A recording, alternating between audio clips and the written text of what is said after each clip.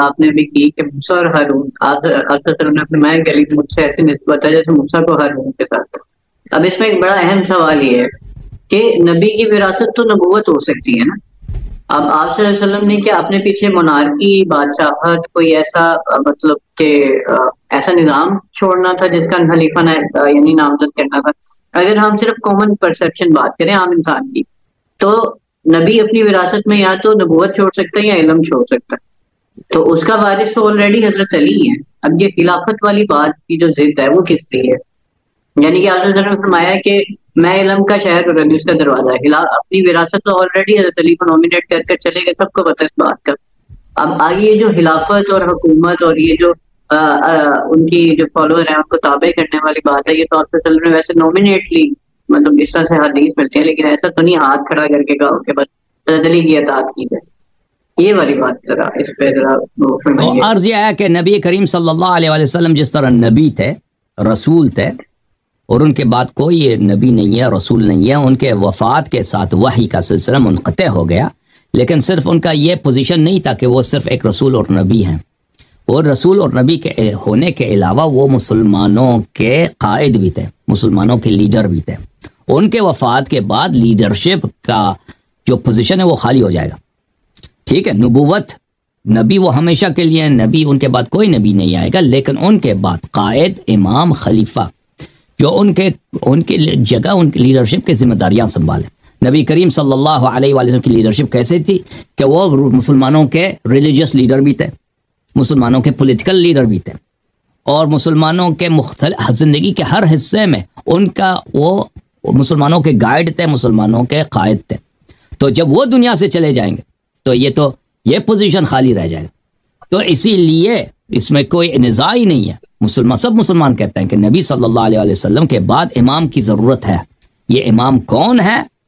کیا رسول اللہ صلی اللہ علیہ وسلم کا کوئی ارشاد ہے کہ انہوں نے اس کے متعلق گائیڈنس دی، ڈائریکشنز دی، انسٹرکشنز دی کہ میرے بعد امام کون ہوگا؟ کیونکہ یہ پوزیشن جو ہے نبی صلی اللہ علیہ وسلم کے بعد جو بھی مسلمانوں کا گائیڈ ہوگا، یہ ایک نہایت اہم، کریٹیکل اور نہایت سپریم امپورٹنس کا حامل ہے۔ تو یہ ہو ہی نہیں سکتا کہ رسول صلی اللہ علیہ وسلم کا اس کے متعلق کوئی انسٹرکشنز نہ ہو، حالانکہ ہمارے بھائی اہل سنت کہتے ہیں کہ اس کو کوئی وہ دنیا سے چلے گئے کچھ بتایا ہی نہیں ہے کہ کسی ان کے بعد محمد کو کیا کرنا، نہ کوئی خلیفہ بتایا کہ کوئی خلیفہ بن جائے، نہ خلیفہ بنانے کا طریقہ بتایا، اور وہ چلے گئے۔ یہ بات ناممکن ہے، امپاسبل ہے۔ اگر مسلم میں اور بخاری دونوں میں یہ حدیث موجود ہے کہ وفات سے پہلے عبداللہ ابن عمر اپنے والد کے پاس چلے گئے تھے اور کہا تھا کہ میں نے سنا کہ آپ اپنے بعد کسی کو جانشین تعین نہیں کرنا چاہتے، تو اگر آپ کے پاس کوئی چرواہا ہو، چرواہا کے پاس کچھ بکریاں ہیں، کچھ جانور ہیں صحرا میں، اور وہ صحرا میں ان کو چھوڑ کے چلا جائے اور وہاں اپنی جگہ پہ کسی کو چرواہے کا ذمہ داریاں نہ دے دے، تو آپ کہیں گے کہ اس نے ان جانوروں کو ضائع کیا، اس کو ہلاک کیا، اس نے خیانت کی اس کام میں۔ تو مسلمانوں کی جو ہے، مسلمانوں کے قیادت کا جو مسئلہ ہے، یہ تو بہت سے زیادہ اہم ہے۔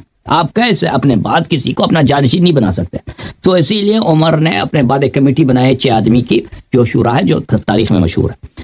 عرض یہ ہے کہ یہ انہوں نے خود اپنی کتابوں میں اقرار کیا ہے کہ اگر ایک چرواہا یہ کام کرے کہ اپنے بعد کسی کو یعنی اپنے جانور کسی کی ذمہ داری، جانوروں کی ذمہ داری، بکریوں کی ذمہ داری کسی کو نہ سونپے، تو اس نے اپنے جانوروں کے ساتھ غداری کی ہے اور جانوروں کے مالک کے ساتھ غداری کی ہے۔ اسی فعل کو ہمارے بھائی اہل سنت حضرت رسول صلی اللہ علیہ وسلم اللہ تعالیٰ سے نسبت دیتے ہیں کہ رسول اللہ صلی اللہ علیہ وسلم کا وہ انتقال ہو گیا ہے، انہوں نے نہ اپنے بعد کسی کو امام تعین کیا اور نہ یہ انسٹرکشن دیا ہے کہ بھائی میں تعین نہیں کرتا، تم تعین کرو، بھائی تم اپنے طریقے سے جس کو بنانا ہے تم نے بنا لو، یہ بھی نہیں بتایا۔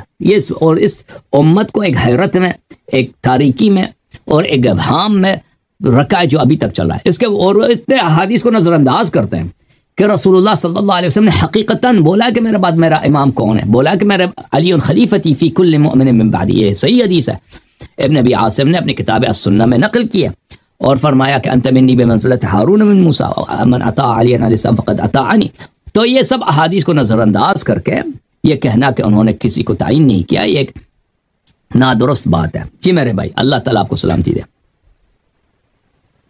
اس کے آگے بس میرا اس سے آگے یہی سوال ہے کہ دیکھیں خلافت کا تو شرعی نظام بن چکا ہے نا. حضرت عمر کے بیٹے یہ سوال کر سکتے ہیں کہ اگر آپ اپنے والد کو نامنیٹ نہ کریں تو ایسا ہی ہے کہ آپ نے اپنی ساری زندگی کی محنت ضائع کی. ان کا ایک شرعی نظام ہے, انہوں نے نامنیٹ کر لیا لوگوں کو, انہوں نے بتا دیا کہ کون کون ہو گے نامنیٹ. پھر میرا سوال واپس ادھر ہی آئے گا کہ کیا نبی نامنیٹ کر سکتا ہے نبوت کے لیے, یا مطلب نبی تو اور اس سے پہلے کیا کسی نبی نے ایسے کبھی نامنیٹ کیا کہ میرے بعد یہ میرا نائب ہوگا یا یہ خلافت. جیسے تو ابھی تو 3 بڑی شریعتیں ہیں نا حضرت داؤد کی, یعنی کہ ابھی 2 بڑی قومیں ہیں, یہودی اور عیسائی. ان میں سے کیا آپ کو بھی ملتا ہے کہ کسی کو نامنیٹ کیا ہو حضرت موسیٰ نے؟ کیونکہ حضرت ہارون تو زندگی میں وفات پا گئے تھے, حضرت موسیٰ نے اس کے بعد نامنیٹ کیا. حضرت داؤد کے بیٹے حضرت سلیمان تھے, لیکن کیا اس طرح سے آگے نامنیٹ کر کے گئے ہوں کہ میرے بھائی یہی ساری دیکھے گا؟ وہ تو اللہ سے دعا کی حضرت سلیمان نے کہ داؤد بن جائے, حضرت داؤد نے کہ حضرت سلیمان بن جائے, اللہ نے قبول کر لیا. تو یہ ذرا بتائیے گا, کیونکہ فرق ہے نا. انبیاء کی تاریخ میں جتنے ان کے وارثین ہیں, جتنے ان کے اوصیاء ہیں, انہوں نے اللہ کے حکم سے ان کو بیان کیا لوگوں کو کہ میرے بعد کون نبی آئے گا, میرے بعد کون امام ہوگا, کون میرا جانشین ہوگا. تو یہ جو آپ فرما رہے ہیں کہ کوئی نبی دنیا سے چلا جائے, بتایا نہیں ہے کہ وہ امت اس کے بعد اختلاف کرے اور پتہ نہ ہو کہ ان کا امام کون ہے. یہ ایک نہایت, جیسے میں نے عرض کیا نا, آپ خود کہہ رہے ہیں کہ حضرت عمر نے ایک شرعی طریقہ بیان کیا, بالکل غلط بات ہے. شریعت نبی کریم صلی اللہ علیہ وسلم کر سکتے ہیں, کام جو نبی صلی اللہ علیہ وسلم نہیں کر سکتا وہ عمر کیسے کر سکتا, ابو بکر کیسے کر سکتا؟ ٹھیک ہے, ایسا میں نے شرعی نظام کی بات کی, شرعی نہیں شرعی, یعنی کہ وہ جو شورائی, یہ شورائی شریعت میں یا کسی نے اپنے سے بنایا, ٹھیک ہے نا. اگر نبی صلی اللہ علیہ وسلم کے حکم سے نہیں ہے, نبی صلی اللہ, اگر شورا ہے, مشورے سے ہم نے بنانا ہے, تو 6 آدمی کہاں سے آ گئے؟ پوری اگر مشورہ کرنا ہے تو پوری امت کو کیا ہوگا؟ دوسرے مسلمان نہیں ہیں, دوسرے صحابہ نہیں ہیں, دوسرے فاسق ہیں, فاجر ہیں, دوسرے کیوں محروم ہیں؟ اور پھر کب رسول اللہ صلی اللہ علیہ وسلم نے بولا کہ میرے بعد آپ شورائی ایک نظام بنائیں؟ اگر شورائی نظام تھا تو ابو بکر نے عمر کو کیوں نامنیٹ کیا, اپوائنٹ کیا, اس کو انوائنٹ کیا میں اپنے بعد. حالانکہ مسلمانوں نے مخالفت بھی کی تھی کہ یہ سنگ دل آدمی ہے, سخت دل آدمی ہے, آپ اس کو کیوں ہم پہ مسلط کر رہے ہیں؟ اس کے باوجود, یعنی مشورے کے باوجود, اس ابو بکر نے عمر کو نامنیٹ. تو یہ کہ اگر اس نے شورا بنایا ہے تو اس شورا میں بہت سارے اشکالات ہیں کہ اگر بات شورا کی ہے تو یہ دیکھیں قرآن کی آیت ہے, وَرَبُّكَ يَخْلُقُ مَا يَشَاءُ وَيَخْتَارُ مَا كَانَ لَهُمُ الْخِيَرَةُ سُبْحَانَهُ وَتَعَالَى عَمَّا يُشْرِكُونَ. اللہ تعالیٰ جو خلق کرتا ہے وہی اپوائنٹ کرتا ہے, یہ قرآن کی آیت ہے. جو خلق کرتا ہے وہی اپوائنٹ کرتا ہے. ماں کا نہ, لوگوں کو یہ آپشن نہیں ہے, چوائس نہیں ہے کہ وہ کسی کو سلیکٹ کریں. یہ اللہ نے جب کہہ دیا, اور اللہ نے یہ قید نہیں لگا کہ صرف نبوت کے لیے, یہ اللہ تعالیٰ نے جتنے دین میں مقامات ہیں ان کے لیے اللہ نے فرمایا وَرَبُّكَ يَخْلُقُ مَا يَشَاءُ وَيَخْتَارُ مَا كَانَ لَهُمُ الْخِيَرَةُ. اور خود ان کے صحیح سیرے کی کتابوں میں یہ روایت موجود ہے کہ رسول کریم صلی اللہ علیہ وآلہ وسلم جب تبلیغ دین کے لیے طائف گئے تھے, تو طائف کے لوگوں نے جب ان کو دیکھا کہ یہ کتنے بلیغ انسان ہیں, کتنے فصیح انسان ہیں, اور ان کا اخلاق جب دیکھا کہ ان کا اخلاق کتنا پیارا ہے اور کتنے حکیم ہیں, اور ان کی باتیں جب طائف والوں نے سنی کہ یہ کہتے ہیں کہ آپ لوگ ایک اللہ کی طرف آ جائیں, یہ بت پرستی جو ہے یہ باطل ہے, یہ سب خدا نہیں ہو سکتے, اور لوگوں کو زنا ترک کرنے کے لیے کہا, اللہ سے ڈرنے کے متعلق کہا. اور جب ان کے معجزات دیکھے تو طائف والوں نے کہا, طائف کا جو وہاں کا قبیلے کا سردار تھا, یہ سیرے کی کتابوں میں صحیح اسانید کے ساتھ موجود ہے کہ انہوں نے کہا تھا کہ یہ ایک ایسا شخص ہے کہ اگر ہم ان کا ساتھ دے دیں, ان کے ساتھ دینے کے بدولت ہم پورے عرب پر ہم حاوی ہو جائیں گے. اور نبی کریم صلی اللہ علیہ وسلم اس وقت نہایت تنہائی کی حالت میں تھے. ان کے اپنا قوم جو قریش تھا, ان کے بد برتاؤ کی وجہ سے, ان کی دشمنی کی وجہ سے وہ مجبور ہو گئے تھے کہ مکہ چھوڑ کے طائف کے لوگوں کو اسلام کی طرف بلائیں.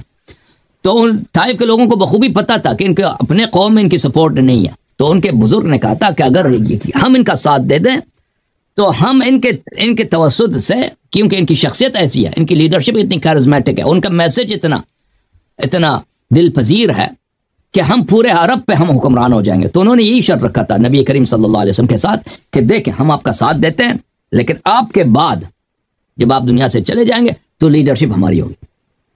تو نبی کریم صلی اللہ علیہ وسلم نے ان سے یہی کہا تھا الامر الی اللہ یضعہ الی من یشاء, یہ میرے اختیار میں نہیں ہے, کہ آپ میرے بعد میں کسی کو آپ کو وعدہ کروں کہ امام ہے، یہ اللہ کے ہاتھ میں، اللہ تعالیٰ جس کو اپوائنٹ کرے گا وہی امام ہوگا، میں نہیں کر. حالانکہ وہ اس وقت نبی کریم صلی اللہ علیہ وسلم کے لیے تنہائی کا دور تھا، اور ان کے لیے نہایت ہی کہ اگر وہ سپورٹ حاصل کرتے اتنے بڑے علاقے طائف کے، تو وہ پولیٹیکلی لحاظ سے، ریلیجیس لحاظ سے ان کے لیے بہت اہم تھا. لیکن نبی کریم صلی اللہ علیہ وسلم نے ان کو واضح طور پہ کہہ دیا کہ یہ میرے ہاتھ میں نہیں. جب امامت کا امر نبی صلی اللہ علیہ وسلم کے ہاتھ میں نہیں، اور نبی صلی اللہ علیہ وسلم نے شروع سے کہہ دیا یہ اللہ کے ہاتھ میں ہے، تو پیغمبر نے تو بتا دیا اللہ تعالیٰ جس کو چاہے امام اپوائنٹ کرے.